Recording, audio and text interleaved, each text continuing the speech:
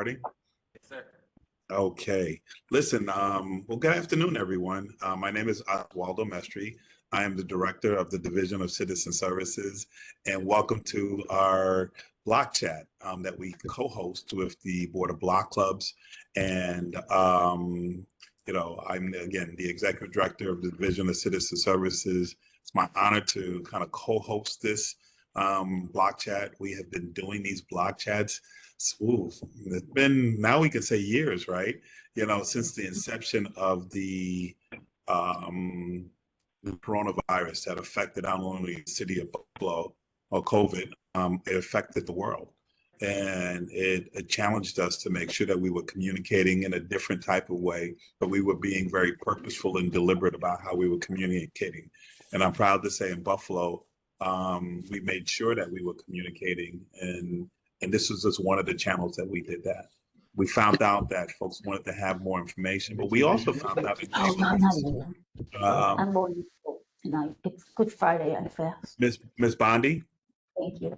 Miss Bondi, we can hear Yes. you. Okay, I don't know if you. Oh, thank you. Okay, what we found out is during the pandemic, we again just wanted to be deliberate. But not only there was information from City Hall, but there was information and things that were happening in the community that we wanted to share. And so we had different speakers. We would always give updates on what was going on, and so honestly, we just continued it. And we've had speakers all the way from health to employment, talking about different events and phenomena that I'm excited about today. We all know what's going to be happening in Buffalo next weekend. Next Monday, right? And if you don't know, I don't know what rock you've been living in Buffalo, but we're excited about the speaker. I had an opportunity to chit chat with him. We're going to introduce him in a few. Listen, he's going to give you little tidbits and here and there, and I think that's what we crave for, is just information, right information. And the fact that you are all leaders in rights in your own way, that you're going to be sharing this information out, is an important thing. A couple of updates from the Division of Citizen Services. It is Women's History Month. We'll recognize some folks a little later on, but I want to recognize those women who are just making things happen out in the community. I can point to all of the different women that are in the Board of Block Clubs that comprise of that, and the leadership of there. And just want to say thank you for what you do, and really propping it up. A couple of other different things that are happening within the city of Buffalo. Just internally, it is our budget time. We're putting things together. We're working with the American Rescue Dollars, making sure that that's getting out in the community, working with organizations, and again, working with folks in the Common Council and council members, pushing information out for that as well, too. It is springtime. Listen, we're gearing up for clean sweeps. We're excited about that. We're going to be engaging our partners. Our Clean Sweep initiative is going into different communities, looking at different 311 data, but using the backdrop of the social determinants of health and other crime prevention through environmental design and other different things to go in communities and engage, to activate those communities, and really under the guise of helping and assisting and fixing, but also providing information, but us learning about what's going on in the community, gathering quality of life intelligence. We have our Love Your Block grant that we're out, Malika's on, and I'm excited about that.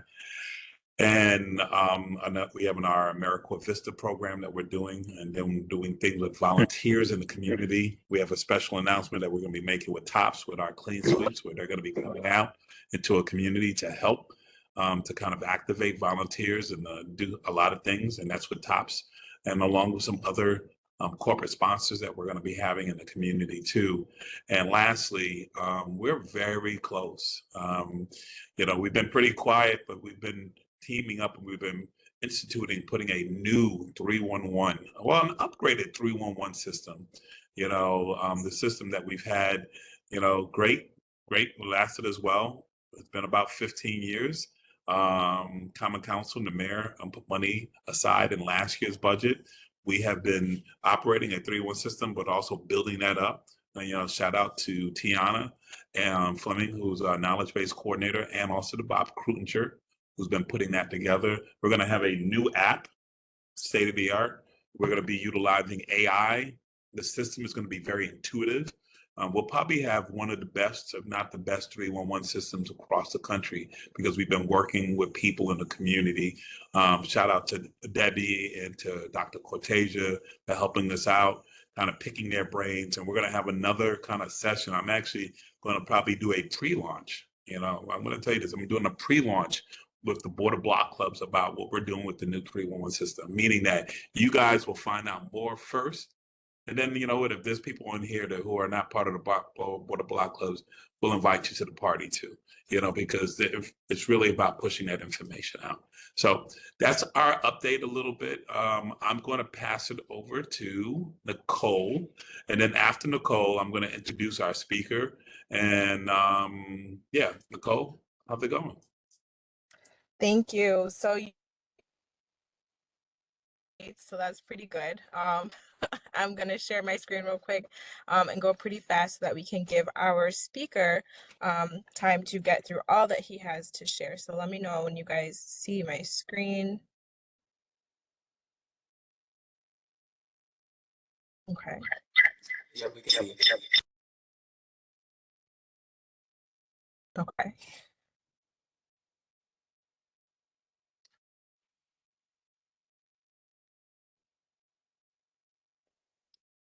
So as Oz mentioned, and as you guys know, the topic for today is the Buffalo solar eclipse. So we just wanted to share the website that we have for the Buffalo solar eclipse for more information on viewing the total solar eclipse and providing tips for families on how to create a communication and emergency plan on this day as well. So just click that link below and this will be shared out to you guys as well.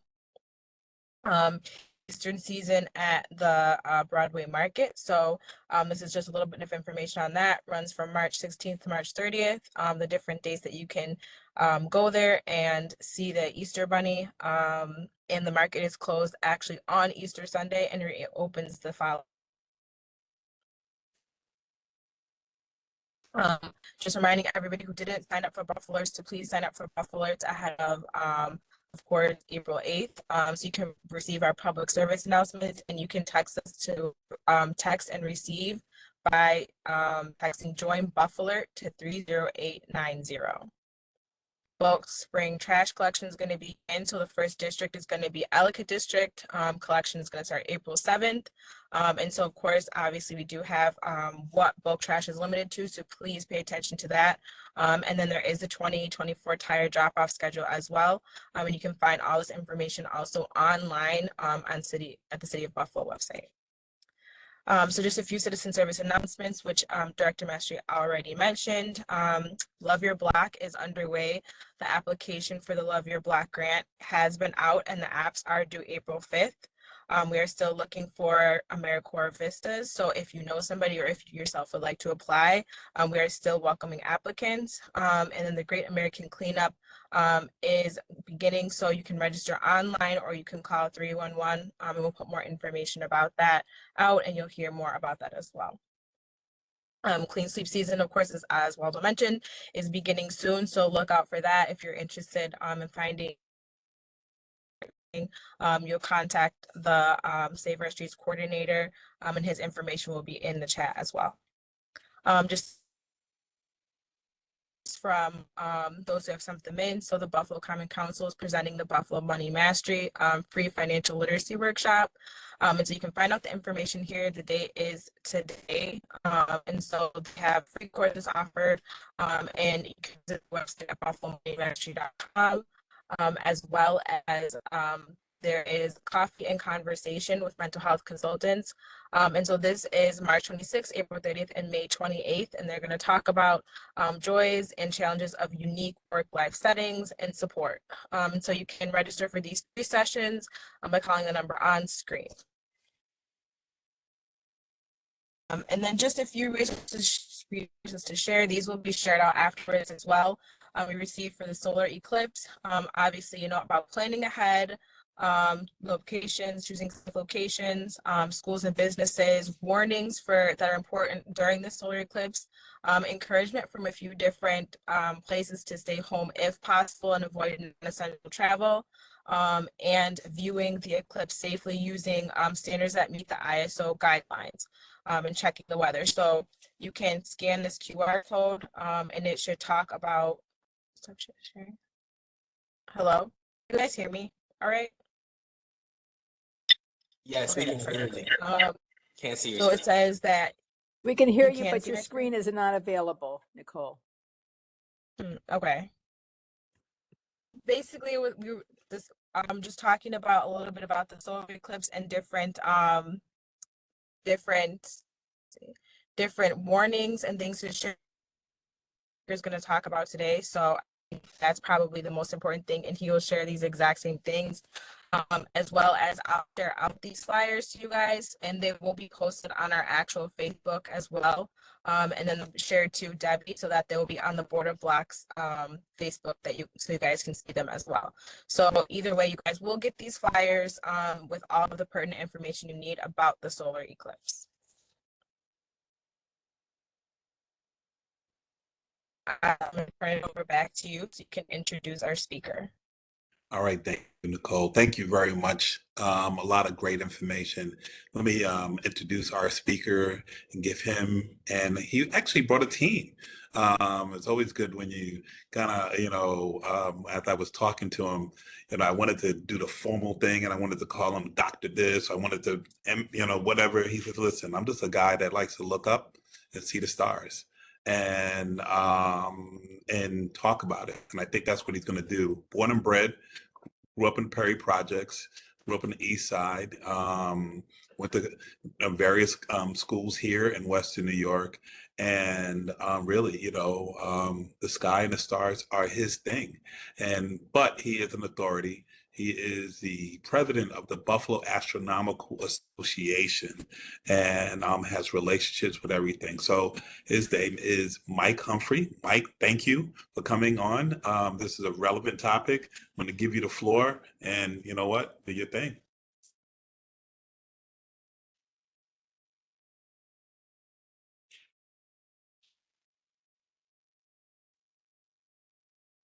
I can see he's looking for the unmute button.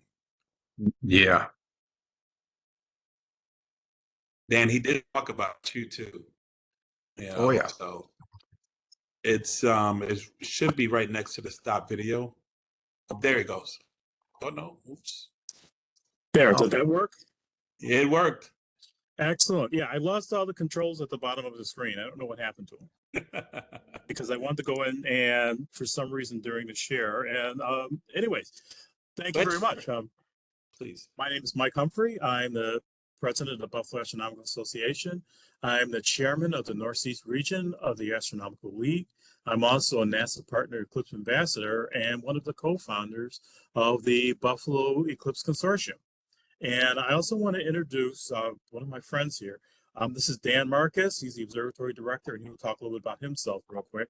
He's a veteran of multiple eclipses, and I'm just going to let him say a couple things. Dan? Yeah. Eclipses are really an amazing experience. They're, as they put it, they're a religious experience for non-religious people. You really get in touch with nature with these things. And if clear, this event is amazing, is the only way to put it. If cloudy, it'll be a horrendous disappointment. But keep in mind that most people spend anywhere between $4,000 to $10,000 each to go see one of these eclipses, and we get to see this from our backyard. I mean, how much better does it get than that? Thanks, Dan. Now, the only thing is, for some reason, I've lost all the controls at the bottom of my screen. Do you know how to bring those back? So I'm trying to share my screen, and it won't let me. Sunspots. Something odd is going on because everything just kind of disappeared. Do we have a backup, Mike? I don't know if I can log out and log back in. Maybe I should do that. No, Mike Smith, or do we have his PowerPoint? Mike, if you just go to the bottom of the screen and pull up there should be like a very tiny arrow and you click it, it should bring your controls back up. Because that happened to me as well. Aha, there we go. I'm used to Zoom and I'm used to Teams. So WebEx is a little bit different for me. Thank you. That's exactly what I needed. Thank you very much. I love my staff. Okay, so hopefully everybody can see my screen at this time. It's getting there. Perfect. Excellent. All right. So what I'm going to do is go over a little bit about the eclipse. We know it's happening on Monday. And let me just do this real quick.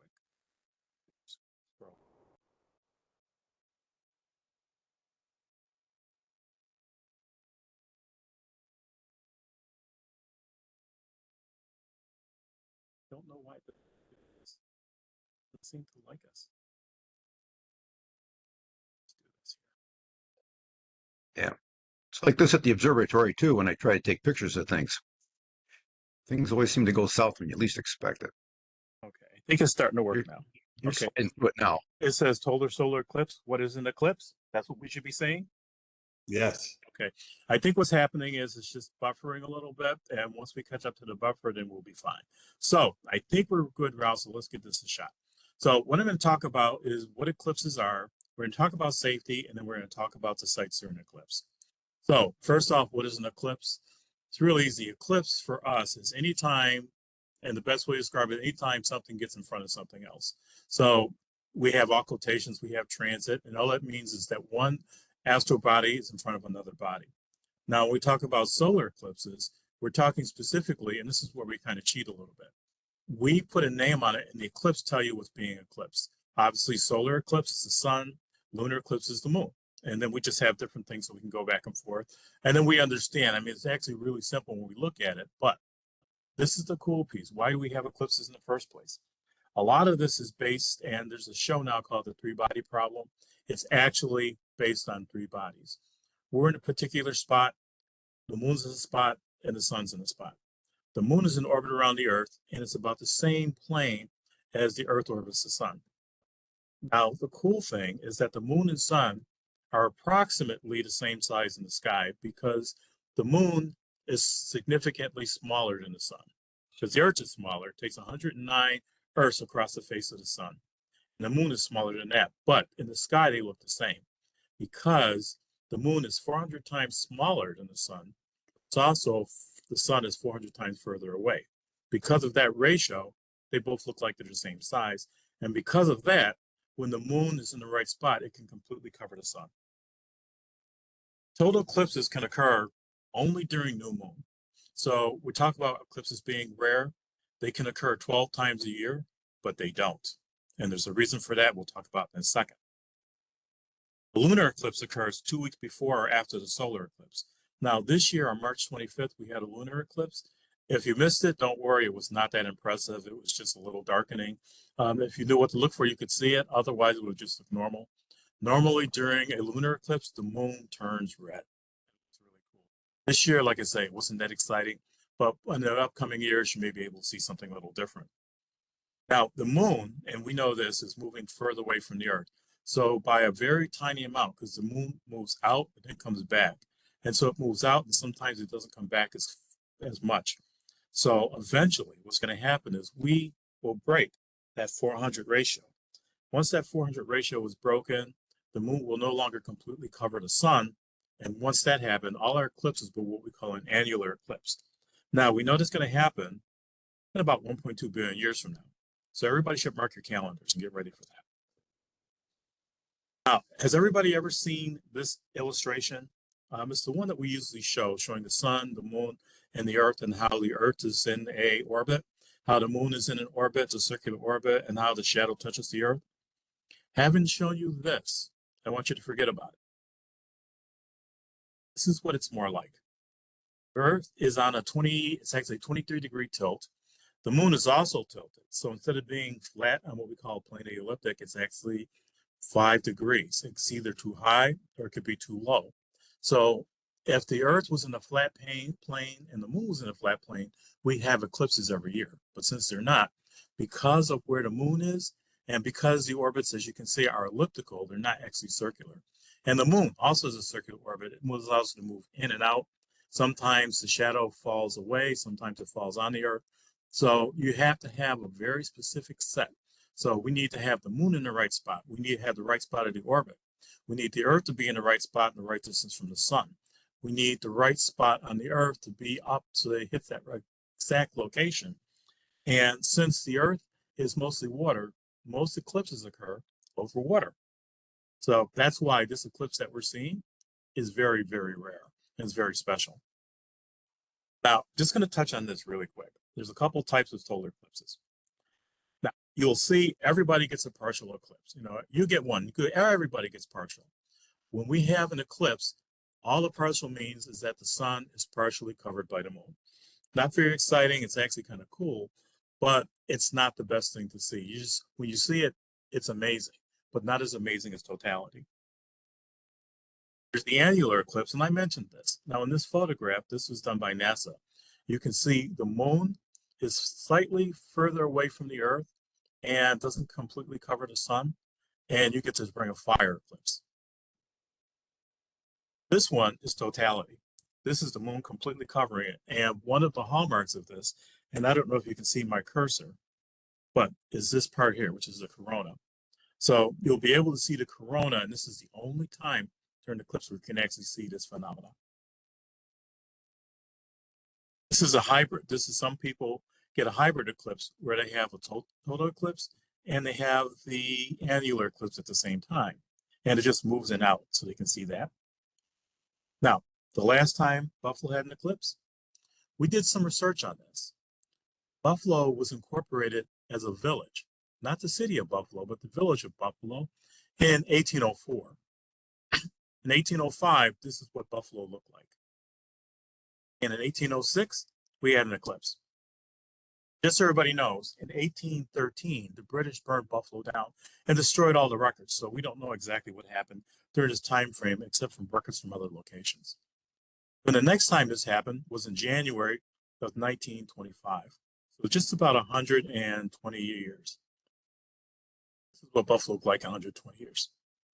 Whenever we do this and whenever see people seeing it, one of the questions we always get is, when is the next eclipse? So I did some research. When is the next eclipse going to occur? And I didn't want an eclipse that was annular.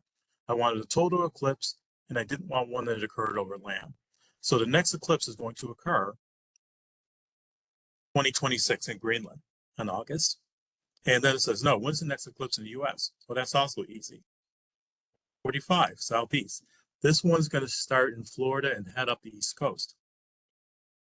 This is the next question I get after I answer those questions. Next Buffalo eclipse is 2144 in October. After that, we have another one coming up. And that will be in 2205. So again, mark your calendars, be ready for it. A lot of things that Dan and I, when we do a lot of these programs, we like to tell people about these things because this is kind of historic. You can see it's about 120 years that Buffalo gets an eclipse that you can just go outside and take a look at. Now, April 8th, what's going to happen? I'm showing you this map. A lot of times you see the big general map. Now, in this map, you can see the dark blue lines. There's one near the top, one near the bottom. This is the path of totality.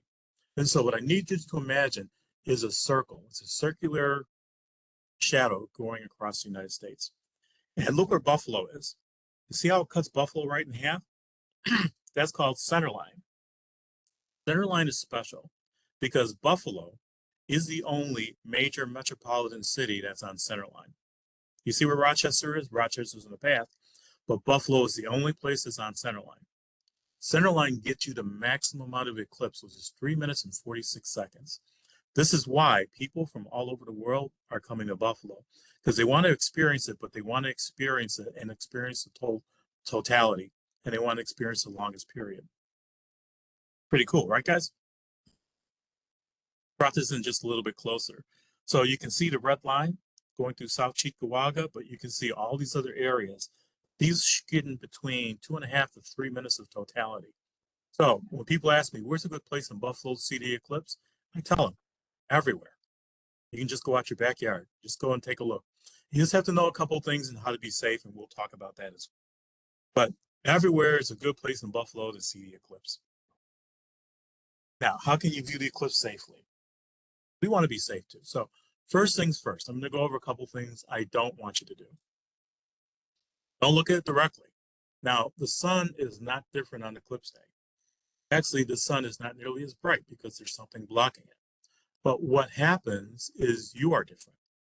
You're the one, typically when there's sun, you look up at the sun, you turn away, you squint your eyes, you try and avoid it, you put on glasses. During an eclipse, people don't do that. They look at the sun, they stare at the partial, and you have two things. One is luminous toxicity because it's so bright, and the other is UV radiation. Your eyes are doing all sorts of crazy things, and they allow the UV to go in. And as we'll point out, if you get a suntan or you're in the sun all day long, you get the suntan, you get the sunburn, you don't see that until later. What you're doing is you're tanning the inside of your eyes. That's why you don't want to look directly. So what if it's cloudy? No. Remember, UV radiation can go through the clouds. So definitely don't stare at the sun. You shouldn't be staring at the sun anyway. It's not a good thing to do. There's mylar balloons, and some people see solar filters, and they see the mylar balloons, the little blow-up ones, and they figure, oh, this material is the same. It's not.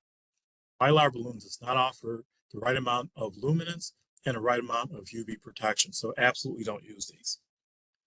Now, this is something I like to bring up. And just so everybody knows, a lot of things that we bring up, sometimes it seems like it's common sense, but if we do a presentation and something comes up 2 or 3 times, it gets in the presentation.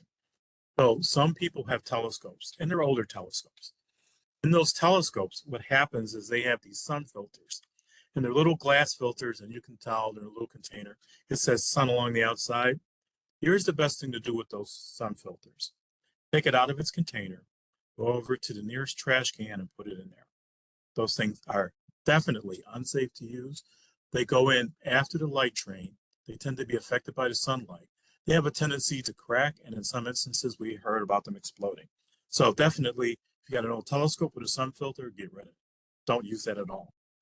Mike, you're hurting my feelings. I was that uncle that I bought all my nephews telescopes. Yes. You know, I'm gonna now have to take them all back from them. No. You just have to check a look and see these are not the newer telescopes. They don't have this. There's a couple of them released in the last couple of years that show up with it. People have gotten significantly smarter.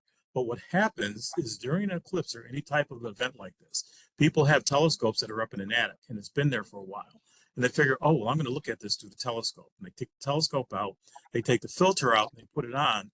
And especially with the older ones, because the glass is kind of aged, the glass heats up, and then you have a problem. If you bought some of the newer ones, you won't see this because the solar filters they put on, they all go at the beginning of the light train. So they all go on the front where they're supposed to go, not in the back. So if you got them telescopes, yeah, they're good to go.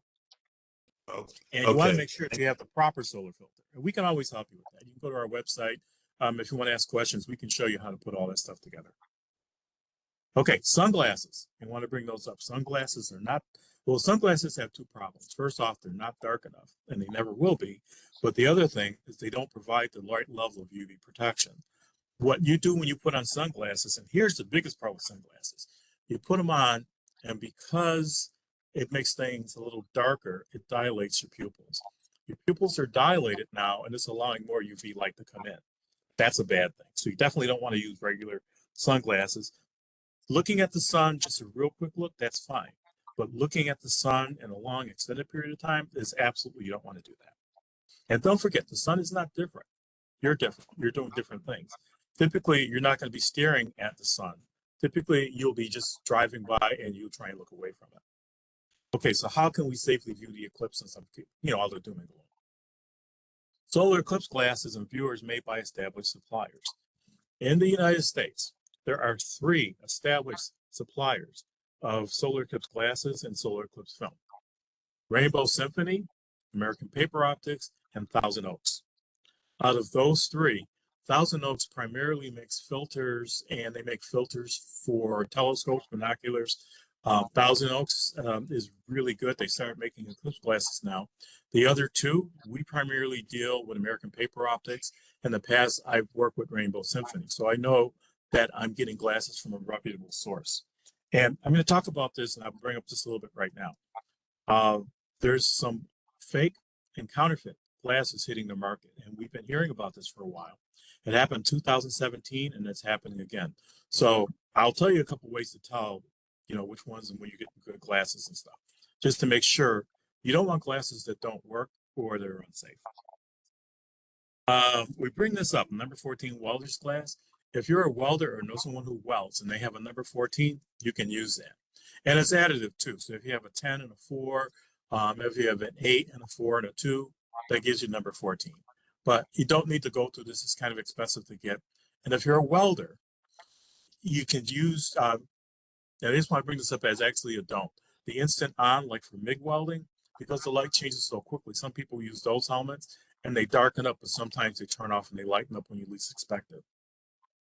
Binoculars, telescopes, and you want to get a full, we call it full aperture filter because it covers the whole filter. If you don't have a full aperture, you want to use a piece of cardboard so the whole aperture of the front of the telescope or binoculars is covered. Projection, and projection is, and I'll show you that. This is where we're using a card or something like that to project the image onto a piece of paper so that we can see it without actually looking at the sun. So we're looking away from the sun, but we're shining it on something else. Okay, this is the big thing. Never, ever, ever point telescopes, binoculars, or anything else near the sun unless you have proper solar filters and know how to use it. Because it's not so much getting the filter, but we also want to make sure that you know how to use it as well. Just putting it on sometimes isn't the whole story, because there are some times, and there's going to be one exception, where you can take the filters and you can take your glasses and you do anything like that. Only during totality and only during a total eclipse, not during a hybrid, not during an annular, not during a partial. You always wear your glasses, but during totality, when the sun is completely covered, you can take your glasses off. Only for that time frame. So in Buffalo, at max, we'd be shooting 3 minutes, 46 seconds. Depending on where you are, when we hit totality, you can take your glasses off. Only for that time frame. After totality, put your glasses back on. And you're only wearing glasses when you're looking at the sun. So if you're driving, you're walking, you're in the house, you don't need to wear glasses only when you're looking at the sun. So this is just an idea. So in a partial eclipse, filters, you see on both sides, total, no filter. So glasses and then glasses off. Definitely. Only need them when you're looking and you're not looking at the sun. And this one came up, don't wear eclipse glasses when driving. They're too dark and it's too dangerous. Yes, this did come up several times during some of our talks. Okay, so what do you need to see to safely? This is the projection method. You get a box, you have the sunlight, and the sunlight comes into the box, hits a white piece of paper, and you want to use white because it's going to give you the best reflective. So a white piece of paper, and it'll show you with the image. This is primarily during the partial phases, so you can see the partial phases. They're facing away from the sun, the light's coming through, it's hitting our white paper, and now we can see that. And again, you don't need this during totality. You can use one of these, which is a sun spotter. Now, the sun spotters have been selling for around $300, and the last time I saw it was $570. So again, these are things that you can use. If you want to go and not buy a sun spotter, you can do this. You get a transmission funnel, you get 2 strap clamps, and you can use either rear reflective material or you can use an old shower curtain. But this is something, we build a lot of our own stuff when we need it. So we tend to be we're just like that. We like to make things. So this is a solar funnel, and when you use the solar funnel, it looks like this on the telescope. And you see on this one, he's using a full aperture mask, and you can see this was shot during one of the eclipses where he's showing partial phase through the telescope, and that's how the solar funnel works.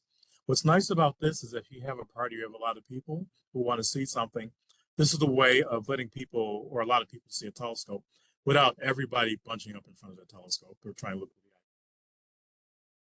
eye. You use solar glasses. These are the ones that we have. And again, you want to make sure that the solar glasses are, in this case, have these stickers on it. ISO certification and CE. So there's different things. When you see glasses, you want to make sure, first off, and I'm going to jump back here. You can see these are slightly reflective in the front, and they're black when you turn them around. That's what they should look like. They should have these stickers on them, the ISO certification, and for the C, for the European certification. And when you test them, because these glasses right here from 1932, They came with a little case that you can put in. So testing glasses, just take them. The best thing to do, always test them before you use them. Look at them first. Silver in the front, black on the back, pretty good. No pinholes, rips, cracks, anything like that. The lens is falling out. You want to make sure none of that's occurring. If everything looks good, looks like no light's going to get through, put them on in the house. Don't look at the sun yet. In the house, see if you can see anything. If you can't see anything, it's completely dark, we're moving in the right direction. Look at a light like an incandescent bulb. All you should see is the filament, or just a very, very light light. And after that, if everything passes that, then you can take them out and take a look at the sun. And you can enjoy the sun. And just to let you know, different glasses from different manufacturers, some of them will give you a sun that looks very white in tone, which is a white light. Some of them will have a slightly reddish or orangish tint to it. And again, this won't affect what you're seeing. It just depends on the way the particular glasses were made. Now, what can you see? Looking at totality. I'm going to show you a short film, then I'm going to run it again and tell you what we're looking at.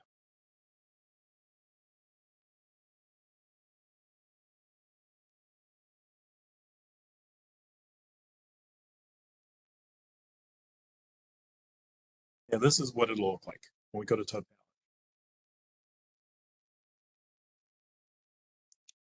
Yeah, it's one thing to see it with pictures. It's another thing to see it in real life. That hardly does it justice. So we're going to talk about what we just saw. And I'm going to narrate it as we go through.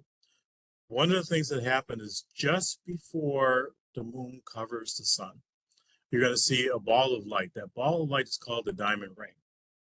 As it's covering it, all the little nooks and crannies, the craters and mountains, the sunlight's going to start passing through those. That's called Bailey's beads, and you see these lights along the edge of the sun.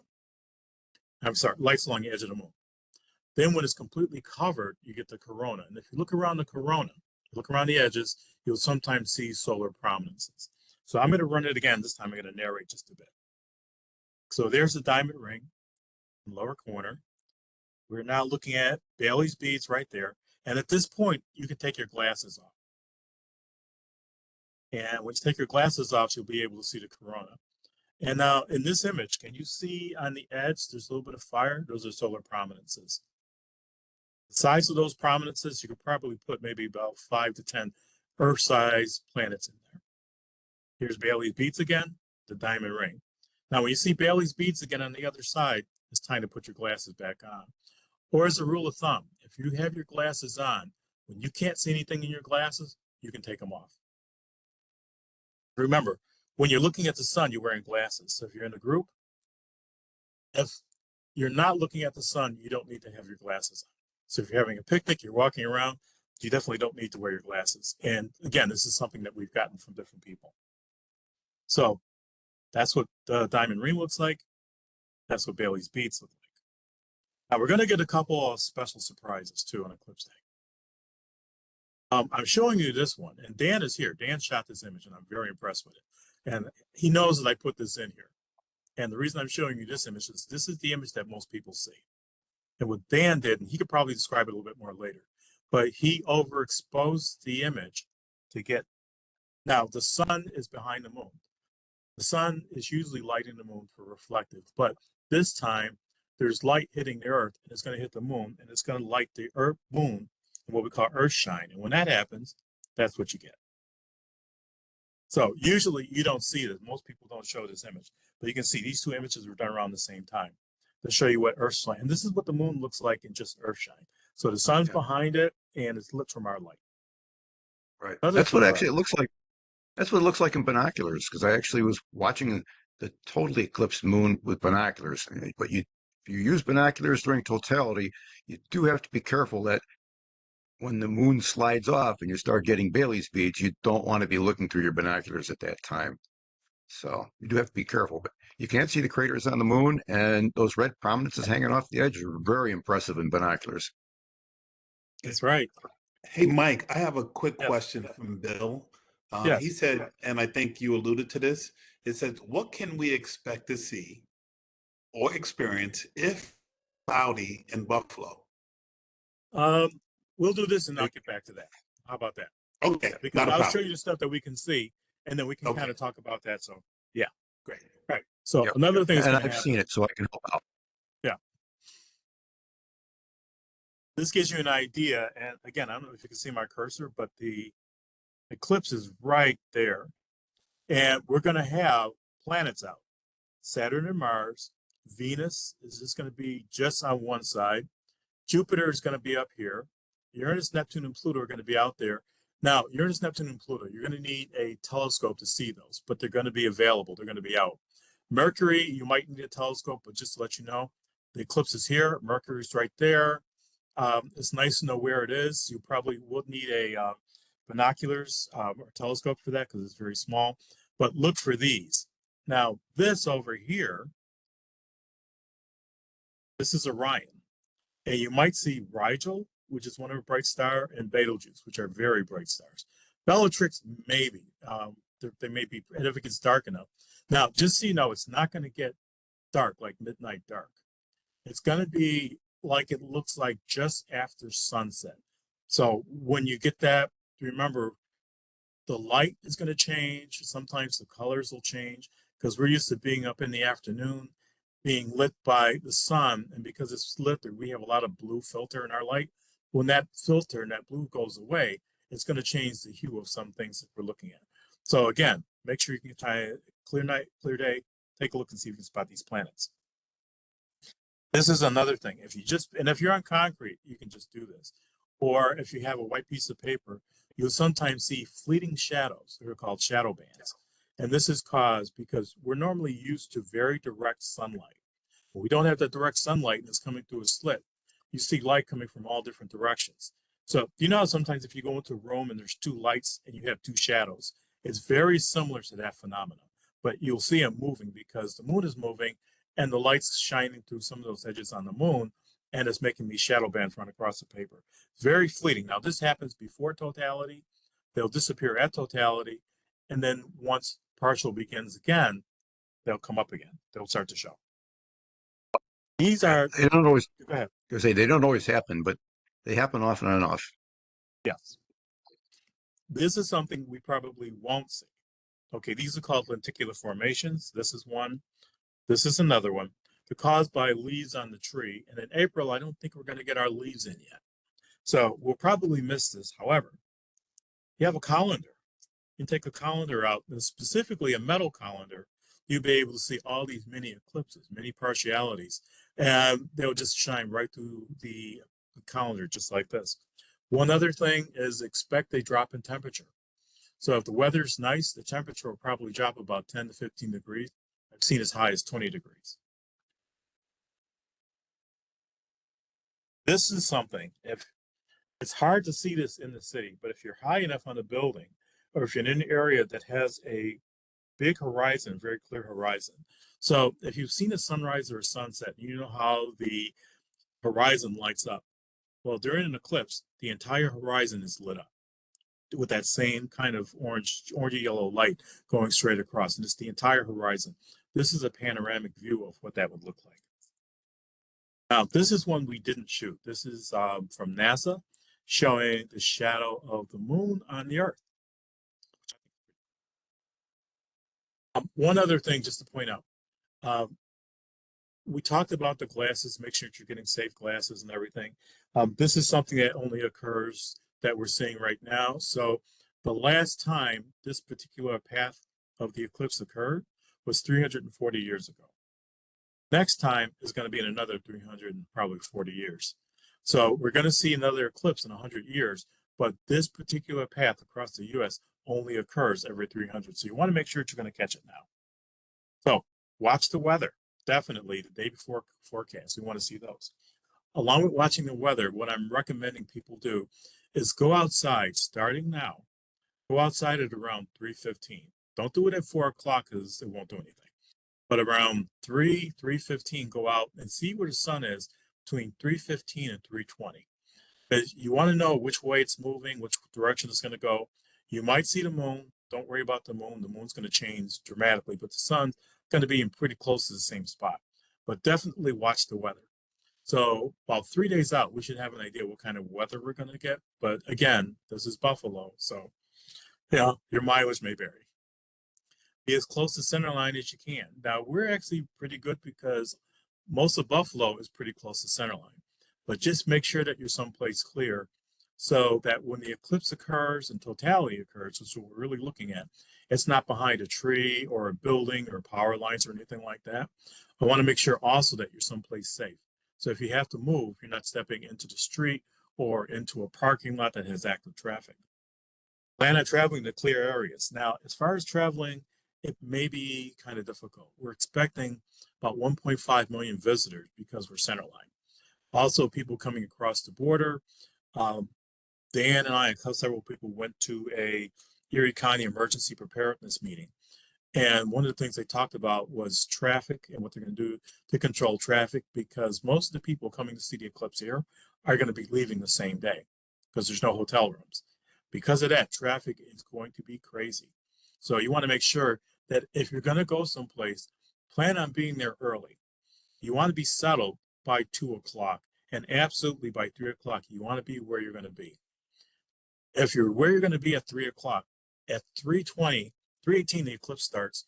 3:22, the eclipse is over. And trust me, you're not going to be the only person who's thinking at 3:20, 3:30, I'm going to get in my car and leave. Everybody's going to be thinking the same thing. It's just like leaving a game. Everybody leaves at the same time. So traffic is going to be insane. If you have a group of people that you can work with and have some fun, especially with kids, give everybody jobs. So when the eclipse occurs, we go to totality, have somebody look for Jupiter, have somebody look for Venus. Stuff is going to be happening quickly, and having people who are looking for very specific things is going to help everybody see everything because they'll be able to point out things that you might miss. Now, I put these up, these 3 sites. Eclipse Wise is a great place for eclipse information. That image that I showed earlier, and that was on a map. You can get that on Eclipse Wise. BuffaloEclipse.org. We have a lot of information, a lot of resources specifically about the eclipse to find different things. And sites that are hosting events. I'll tell you more things about that. And then Buffalo Astronomy is our website. This is where Dan and I kind of hang out. So Buffalo Astronomy is the Buffalo Astronomical Association. It's all volunteer. We've been around for almost 70 years now. Started as telescope builders, and we're just people who really like astronomy. We go to schools, public events, and all sorts of things to talk about astronomy and astronomical type of information. We just like doing this, and it's all volunteer. It's just for the love of doing this and talking people and seeing how people feel when we open up your eyes and show you some things, what's happening in the heavens. Just so everybody's aware, just a little bit of a commercial. This Saturday, we will be at the downtown library doing a very similar program starting from 11 o'clock and going to 3. So if we didn't get to a question you might have, or you're looking for some information, stop down and see us. We're happy to see you, happy to have questions and talk about different things. And I do want to bring up something, and I think I'm going to let Dan answer this one, which is what happens if the weather is not good. So Dan, that's you. Yeah. Yeah, what happens if the weather's not good? Well, I can describe the instance. I was in Hawaii looking for an eclipse, and it's the Big Island. And just kind of like Buffalo, we have got one main route in and out of Buffalo, and that's going to be the I-90. Well, everybody went to the north end of the island where eclipse was longer, and they plugged up all the roads. So what happened was like we're going to have around here is the front came through, and it came through and cleared off the south end of the island first, where nobody was because everybody went north. And then it cleared out after totality at the north end of the island. We were all very disappointed. It got dark out. It doesn't get dark, like Mike said. It gets to be twilight. When it got cloudy, it was just a little darker than twilight. And it was just very, very disappointing, especially when you went all the way to Hawaii to view it. The only advantage we had is just like Buffalo, Hawaii, we got to watch the volcanoes dump hot lava bombs into the ocean. It was very impressive. Buffalo, you got Niagara Falls, you got all sorts of activities to do in Buffalo. But if it's cloudy out, it will be a non-event. You're going to find that people are not going to come to Buffalo if it's forecast. The long-range forecast currently is, put it this way, hazy, ask again later. I've been following it. There seems to be a front that's coming along the whole eclipse track. If the front moves fast, we will be clouded out. If the front moves slowly, it'll be clear because it looks like the long range is going to be clear Saturday, Sunday, and Monday iffy. So, if you're me, in my opinion, with a cloudy day is if you have the ability to move to where it's clear skies, and there's a couple of apps for that. There's Atmospheric is one of them. Will show you the cloud cover through the whole U.S. and show you the direction that it's going. You want to migrate to wherever you can well before the eclipse to where you think it's going to be clear. Because again, it usually costs a small fortune to go view these things. And this one, if you can drive like an hour and you have that ability to get to clear skies, well worth the bother if you know where they are. It may be clear south of Lake Ontario. It may be clear down by Erie, Pennsylvania. I mean, you notice how we know Buffalo. It can be cloudy at one end of Buffalo, sunny on the other side, and 10 miles away you get a blizzard. So if you watch the weather, you'll be able to see it. But if cloudy, it'll be like a $1 million lottery ticket, one digit off. You'll get real excited, but you won't get a prize. And that's the magnitude of difference between actually seeing clear totality. Even if you have to travel someplace where they only have 60 seconds of totality, it's well worth getting off a center line and going to where it's clear to actually view it. Well worth the bother. So if you have the ability to be mobile for Eclipse Day, highly recommend it because watching totality through the clouds is that you're better off. You might as well turn the TV on and watch it on TV because you don't gain anything. You might see the temperature will drop a little bit, but it's not very dramatic. Yeah. But now I want to point out a couple quick things. First off, if you are planning on taking a picture of the eclipse, there's going to be a ton of photographers taking pictures. If you have never done this before and say never taken a picture, I highly recommend for the first minute or two of the eclipse, look at the eclipse, enjoy it, take it in, and then try and take a picture. If you do it the other way, you're going to miss the eclipse, which you're trying to set the camera up. Because remember, your camera is not designed for an eclipse. It's designed for regular lighting situations. If you're on manual, it works better. If you are on automatic, it's going to be doing some crazy things. You also, if you have information on filters, you can use filters on your camera. If you're using filters on your phone, you want to make sure that all of the lenses are covered. Just to cover one or two, but make sure everything is covered so that you don't want any light to get through and to touch on you. Anything else, you want to make sure all that light, because it's like trying, you're having a magnifying glass, you're setting up a laser. So you absolutely don't want to do that.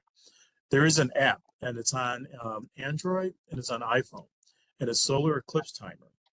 You can get that app and I think the app is free to download. And then it's $2 or something like that if you want to enter certain types of information, do it automatically.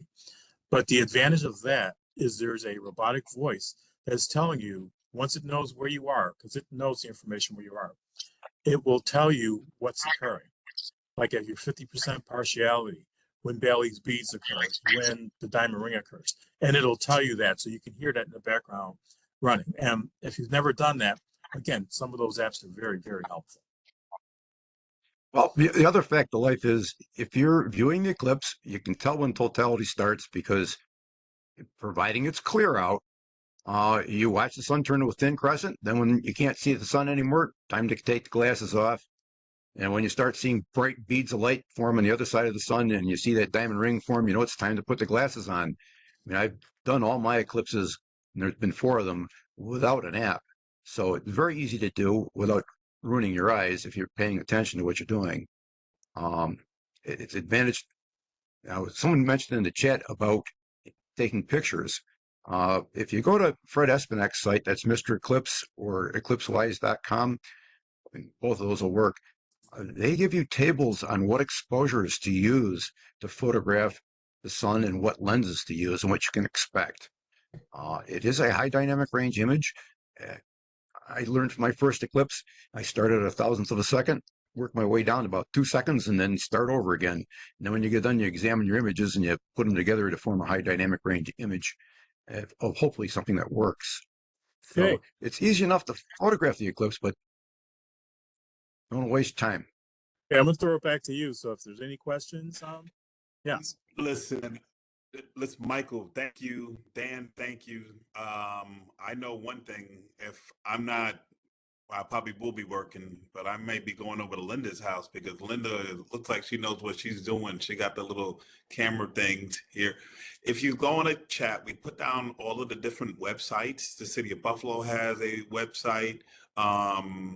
It looks like Dan provided a website there. I've learned a lot. Again, I want to say thank you, Michael. He also put down he's going to be speaking again, and I think you can't get enough of this. I think when you're always trying to introduce somebody, and I think one of the first things I introduce is like, he's a guy that just likes to look up at the stars, and gaze, and this kind of like, that's his thing, right? So thank you for sharing your thing with us, Mike. Dan, thank you for sharing Thank your you. thing. And those of, I know you brought a crew here. Thank you for doing that.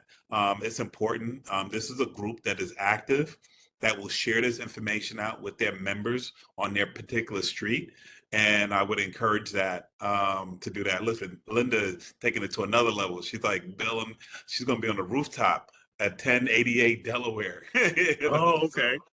Oh, let me say this. The observatory for City Hall is closed. So don't come to City Hall and try to see if you can get up there. So it's not. But I think the best thing that I think Dan and Michael, you said, listen, I'm not even going to claim the fact that it's going to be cloudy. We're not going to do that. We're not claiming that at all, right? Once in a lifetime, or maybe it might be in somebody else's lifetime, this is going to happen. Find a clear spot, and you're right. It is going to be almost $900 a hotel. There are no more hotels, right? And I, unfortunately, I'm in New York, with my mother right now, for the holidays and doing some things. That's why you can see me in the background. I'm flying back the day before, and it was hard to get a flight to come back. I barely got that, so pray for me that I get back. So listen, thank you. I'm going to turn this real quickly. We went over. I'm going to endeavor at another block chat to find 5 more minutes to give that back to you. But Debbie, Yes. let us know what's going on. None right now. We had a wonderful meeting last night. We had about 46 people that came to the meeting, so it was really good. And we just had some wonderful speakers. Tom from the emergency manager, and I never say his last name right, Luby? I'm Luby. Yeah, Lubby. Yeah, he was there last night and gave us some great information as well about the eclipse and what's happening and some other things. And we had the Gabrielle from the Science Museum was there. So yeah, great meeting. Everything is going really, really well. We reminded everybody to do the Love Your Block grant, get it in, the due date, and things are, moving straight ahead, strong and steady. Next month, we're meeting at Tosh Collins. So there'll be some surprises at that meeting, and it's on April 25th, 6 p.m. And the flyer will be going out, and we'll send it to Nicole because she will share it for us as well. So we appreciate that. But time is, valuable. And I just want to say thank you for the wonderful information. I wish we'd have known about this before. We could have had you come to a block club meeting and really give a spiel. But maybe we'll have to look into something and have you guys come and talk at one of our meetings. They would love it. And really, that's it. Wonderful stuff happening. Just keep watching our social media, email us, call us, and thank you. Thank you for your time. I want to give it right back. It's 1:06, and wishing you all a very, very happy Easter. Oz, enjoy your mom. And, I will. Have fun with your family, and everybody have a very safe, blessed holiday. Thank you. Listen, That's it for me. I'm gonna go back to Thanks, Mike. I'm Debbie. gonna be like, you don't need an eclipse to hear Mike. It's all about the stars, right? It's all Right. about the stars, right? Yeah. Thank you for having us. I mean, we really appreciate it. We've been trying to get out to community, and we're one of the best kept secrets in the city that we do this. Yeah. So not if Debbie and I have anything to do with it, you will not be a secret. No more secrets. No more No more secrets. secrets. Yeah. No, if anything with space, I mean, we've done James Webb, everything. So we can, if you have something, speak, you say, hey, come talk about, we'll come talk about it. I appreciate Love you it. guys. Thank This you is very great. I much. like this community. This is fantastic. Thank you. Thank you. Listen, have a great Thank weekend. you. Enjoy yourself. Be safe. Be Okay. safe. Be safe. Yep. We'll see you. All right, guys. Thanks, Thank everybody. Great chat. Thanks for Everybody. putting it All right. together. See you later. Bye Take care. now. Bye-bye. Bye-bye. Happy Eclipse.